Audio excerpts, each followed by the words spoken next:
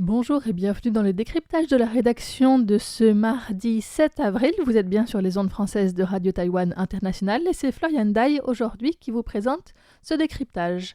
Un décryptage consacré au mémorial de Chiang Kai-shek et aux mémoires, au pluriel donc, qui y sont conservées.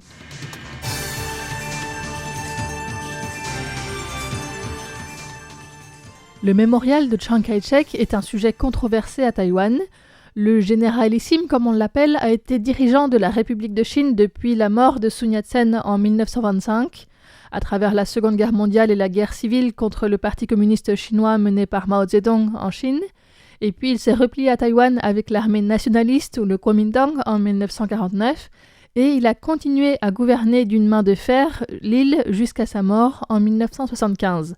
Avec un parti unique, avec la loi martiale et la terreur blanche pour réprimer toute opposition, faisant des dizaines de milliers de victimes, principalement parmi l'élite locale, les intellectuels, mais aussi les activistes, et toute personne supposée s'opposer au KMT.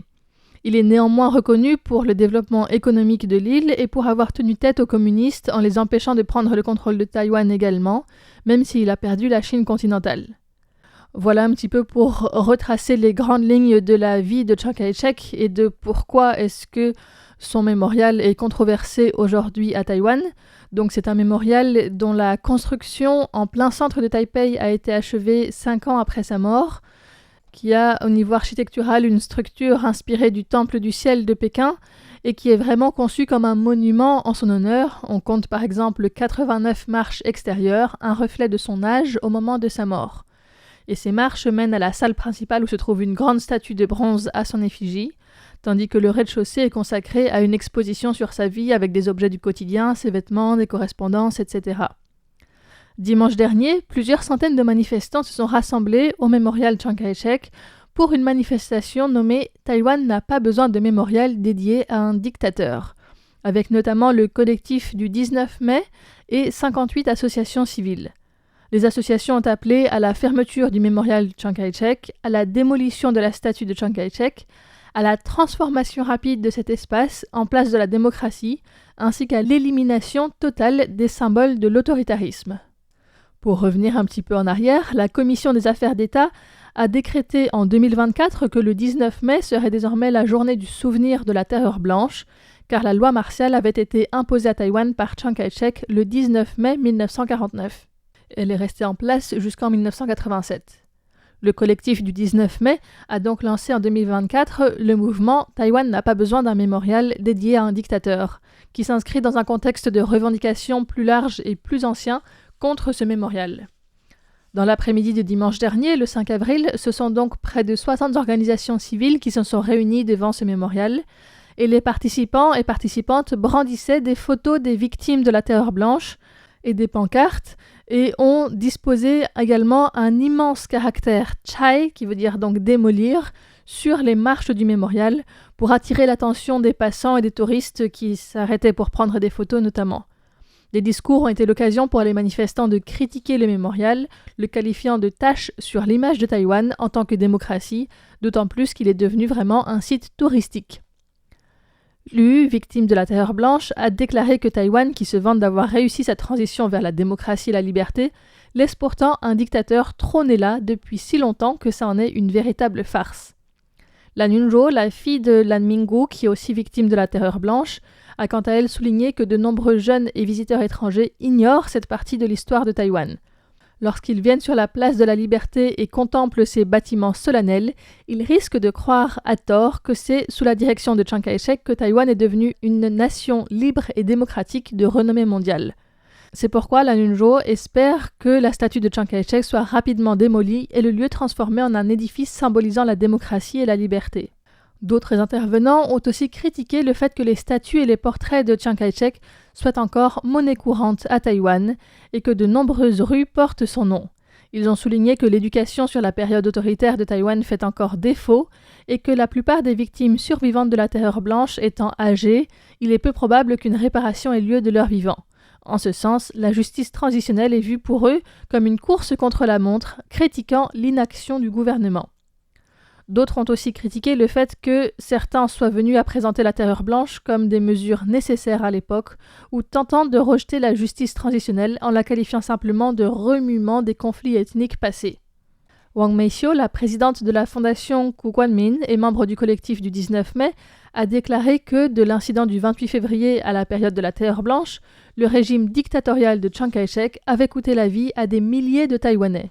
Elle a souligné qu'ils appellent les autorités à parachever la transition vers la justice et l'état de droit, à accélérer le démantèlement des symboles de l'autoritarisme et des vestiges de la dictature, mais aussi à approfondir l'éducation à la démocratie et aux droits humains.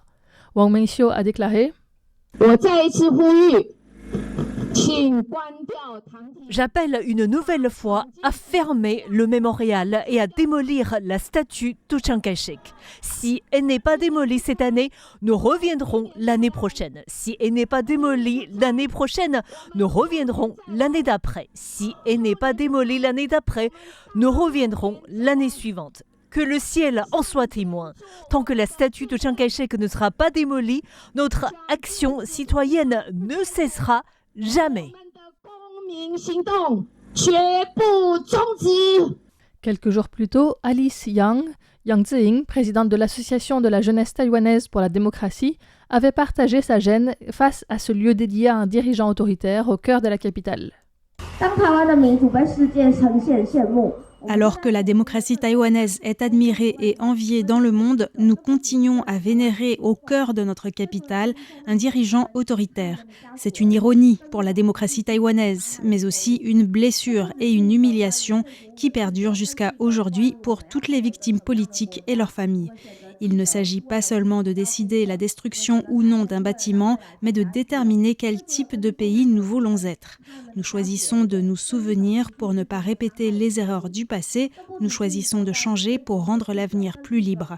En tant que membres de la jeune génération, nous ne pouvons pas simplement profiter des fruits de la démocratisation en restant silencieux face à notre responsabilité historique. Parfois, les personnes qui défendent Chiang Kai-shek disent qu'il n'avait pas vraiment le choix et que c'était les circonstances de l'époque qui l'ont poussé à agir comme ça. Mais alors, de quoi est-ce qu'il est réellement responsable ? Après tout, la répression a commencé avant son arrivée sur l'île. À Taïwan, l'étincelle qui avait mis le feu aux poudres et déclenché la mise en place d'une répression importante a eu lieu avant son arrivée sur l'île de Taïwan. Il s'agit de ce qui est connu comme l'incident du 28 février, un soulèvement populaire contre le gouvernement du Kuomintang qui était représenté par Chen Yi à Taïwan, le gouverneur général. Et donc ce soulèvement a été violemment réprimé par Chen Yi et par le parti nationaliste chinois au pouvoir, le Kuomintang. Face à l'ampleur des protestations, Chen Yi avait feint d'accepter de négocier tout en demandant des renforts militaires à Chiang Kai-shek. Et lorsque ces renforts sont arrivés à Taïwan, il a lancé une vague de répression tuant des milliers de civils. Chen Yishun, le directeur de l'Institut national d'histoire, avait été chargé d'étudier les responsabilités du gouvernement central pour un rapport de recherche sur l'attribution des responsabilités dans les événements du 28 février, qui a été publié en 2006, et dans lequel il a conclu que Chiang Kai-shek doit assumer la plus grande part de responsabilité dans les événements du 28 février, même s'il n'était pas sur place. En effet, Chen Yishun a précisé qu'après les événements du 28 février 1947, dans le gouvernement national, y compris au sein du comité suprême de défense et du comité exécutif central du Kuomintang, de nombreuses voix s'étaient élevées pour remettre en question les événements du 28 février et avaient tenté de destituer et de poursuivre Chen Yi. Mais Chiang Kai-shek avait pris alors la défense de Chen Yi en ordonnant que l'affaire soit traitée séparément et qu'il ne soit ni destitué ni poursuivi. Le chercheur Chen Yishun a déclaré Au sein du gouvernement du Kuomintang à Nankin, il y avait en réalité des voix qui appelaient à l'introspection. Pourquoi n'avons-nous pas vu cet aspect auparavant ? Je suggère au Kuomintang d'aujourd'hui de ne pas continuer à dissimuler les faits ou à protéger Chiang Kai-shek sur ce point, car Chiang Kai-shek a bel et bien commis une erreur à l'époque. C'est pourquoi l'historien estime que Chiang Kai-shek doit assumer la plus grande part de responsabilité dans les événements du 28 février et toute la période de terreur blanche qui a suivi, qui a perduré jusqu'à après la mort du généralissime. Il faut aussi rappeler que la manifestation de ce week-end s'inscrit dans un continuum puisque ces derniers mois, il a été beaucoup question du passé autoritaire de Taïwan avec l'ouverture de l'ensemble des archives sur toute la période de la loi martiale en février de cette année. Et donc l'étude de ces archives demandera encore du temps. Il a également été remarqué que la publication des archives arrivait après 1 an et 4 mois d'études par le Bureau de sécurité nationale, ce qui a laissé planer des doutes sur la destruction possible de documents les plus sensibles. D'autre part, il y a aussi eu la controverse autour d'un film intitulé « Bain de sang du siècle », dont l'intrigue justifiait les meurtres commis pendant la Terreur blanche, et donc qui a provoqué des vives critiques ces derniers mois. Pour redonner le contexte, Lin Yixiong, qui est un activiste majeur dans la démocratisation de Taïwan, avait dénoncé les fraudes électorales du KMT au pouvoir à la fin des années 70, et en 1980, sa mère et 2 de ses filles ont été poignardées à mort, la 3e fille ayant survécu, alors que sa maison était sous étroite surveillance de la police et aucun coupable n'a été trouvé jusqu'à ce jour. Les acteurs et actrices du film qui voulaient donc reprendre cette histoire ont accusé l'équipe de production d'avoir délibérément dissimulé le fait qu'aucune autorisation n'avait été obtenue de Lin Yixiong, qui a survécu au massacre de sa famille, ni des autres parties impliquées ou de leur famille. Et donc tout le tournage du film a eu lieu avant que l'équipe ne se rende compte que Lin Yixiong n'avait pas donné son accord pour un récit qui justifiait le massacre de sa famille. Et ça met aussi en valeur la méconnaissance de l'histoire d'une partie non négligeable de la population taïwanaise. L'absence d'autorisation a été reconnue en fin février par la production du film, qui a justifié ça par la volonté de respecter le souhait formulé par Lin Yixiong de ne plus évoquer cette affaire. La sortie en salle du film, qui était prévue pour 2027, est pour l'instant repoussée à une date indéterminée. Ces 2 événements, donc la polémique autour de la sortie du film et l'ouverture des archives, ont ravivé le débat autour du passé autoritaire de Taïwan ces derniers mois, qui n'est pas si lointain que ça finalement et dont les reflets sont encore très présents aujourd'hui. Et le mémorial qui est en plein centre de la capitale reste aussi un de ces symboles.